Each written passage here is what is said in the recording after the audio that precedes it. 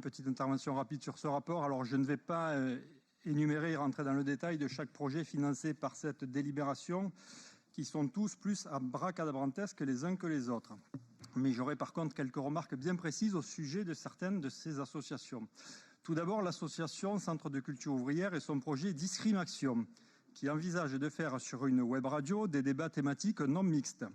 Et dans la même logique, la compagnie Esseves, dont la demande de subvention a pour objet la réalisation du projet Danse en Trans, qui prévoit des ateliers de danse hebdomadaires, là aussi en non-mixité. Alors la non-mixité, qu'est-ce que c'est ? Eh bien, ce sont des pratiques consistant à organiser des rassemblements qui excluent telle ou telle catégorie de la population en fonction de son sexe, de sa couleur de peau ou d'autres considérations.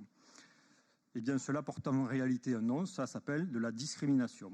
Je rappelle d'ailleurs ici les propos de l'ancien ministre de l'Éducation nationale, Jean-Michel Blanquer, qui ne veut pas accuser d'être proche du Rassemblement national, et qui s'exprimait il y a quelques années sur ces réunions en non-mixité, ouvrez les guillemets.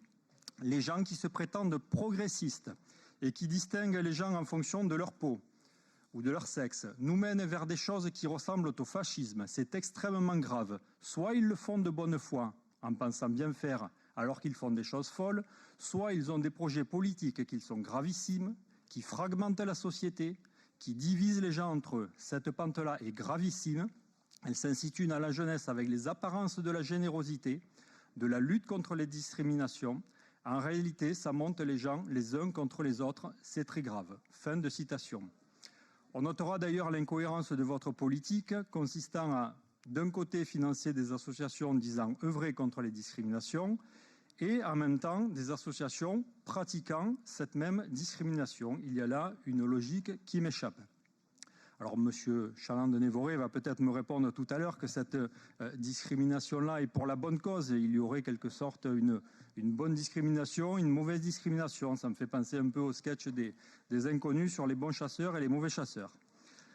Bref, enfin, une deuxième remarque pour finir concernant l'association ASUD, Auto-Support d'usagers et ex-usagers de drogue. Une association dont le but est de, je cite, « changer l'image des usagers de drogue dans la société et à leurs propres yeux. Changer la loi qui pénalise l'usage simple et privé des adultes. » Donc si je comprends bien ce qui est écrit, c'est donc une association qui milite pour la légalisation de la drogue.